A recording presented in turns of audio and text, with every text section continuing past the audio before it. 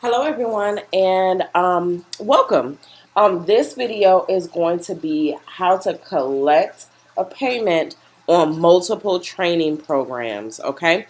So once again, I'm logged in as Jessica Jones and I am doing this with our client Jamie Fox with his dog King, okay?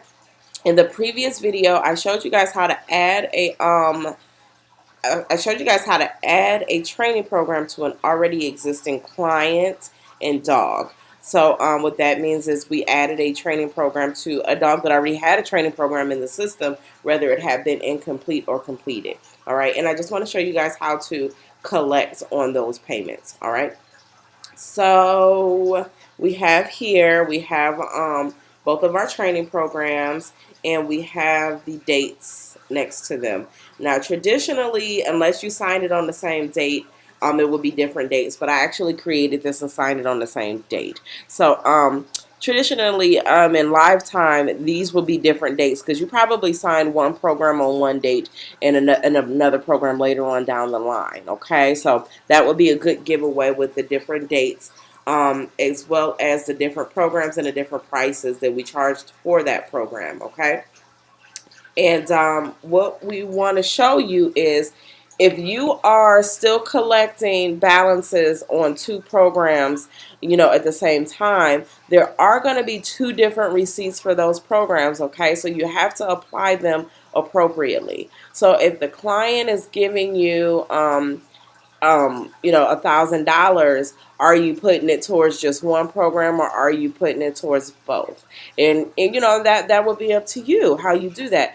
I myself would probably continue to collect balances on one program until I'm done. So the one that I signed up first, I'm going to apply all the money to that one until that one is down to zero. And then I'm going to apply it to my retrieving deal after that because that just makes sense to me, because I wouldn't even move on with the retrieving until behavior modification on and off leash was completely paid for. That's my thinking with it. So I just want you guys to know how to collect on these two receipts. Okay, so if we were going to do that, we would apply all of our payments to the behavior modification on and off leash first before we move forward with anything else. So if we're going to do that, if we get $1,000, I'm going to apply it directly to this one.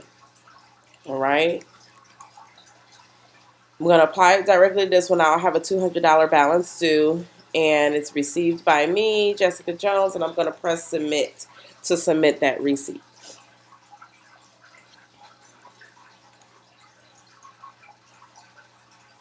All right. So I did that for that one. And if you go down here, scroll all the way down, we see the receipt. We see $1,000. It's a pending payment because accounting has to turn it into paid once they process the money. There was no equipment purchased on that one, and it's a remaining balance of $200. Okay, I can always go back and view the receipt.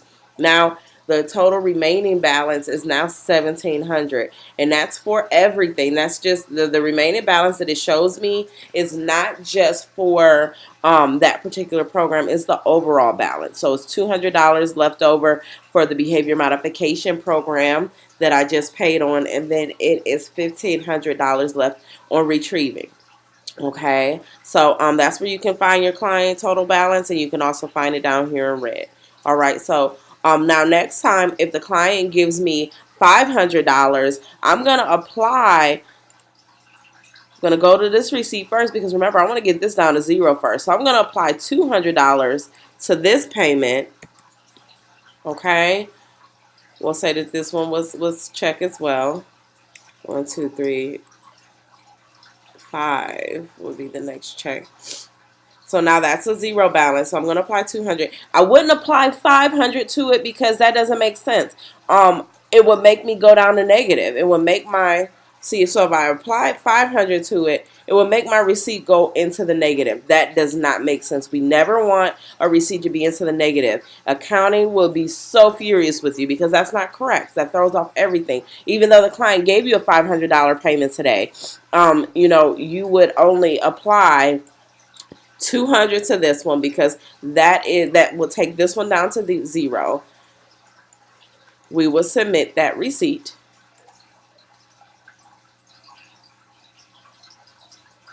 Then we would go back to the client profile and we would apply $300 to Retrieving.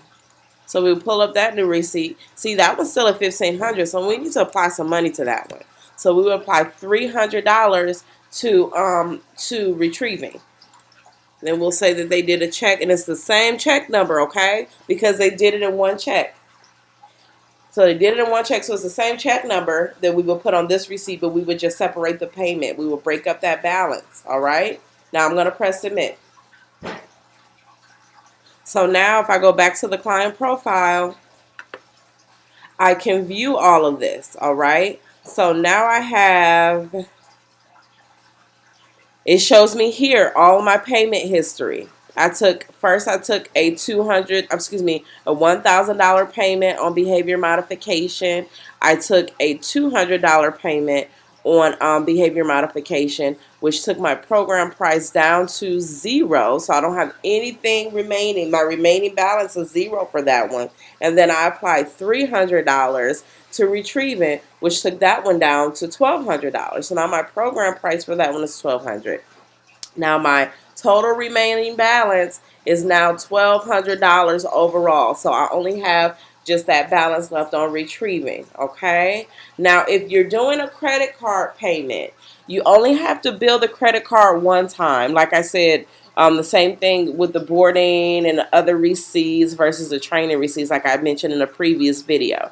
So if they give you $500 and it is a credit card payment, you can just run the credit card just the one time for the $500, and you just apply the payments to the appropriate receipts, okay?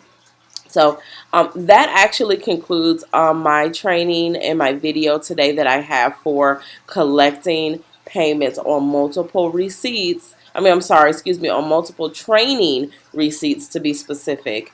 And and just one more thing, guys. If you ever apply it to the wrong one, or you made it go negative and you didn't see until you submit it, then you can always edit. So I went to view receipt. We can always edit this payment. It can always be fixed, okay? Now the client will receive both of the receipts, and you can just let them know, communication is very important. Like, hey, I did, you're going to see 2 receipts. The latest one that you receive is the correct receipt, okay? Just stay in communication with them. I'm sure they'll understand, all right? So, I'll go back to the client profile from here. But yes, once again, if you have any questions, feel free to follow up and ask them with Rachel. Thank you so much for listening today. Have a great day.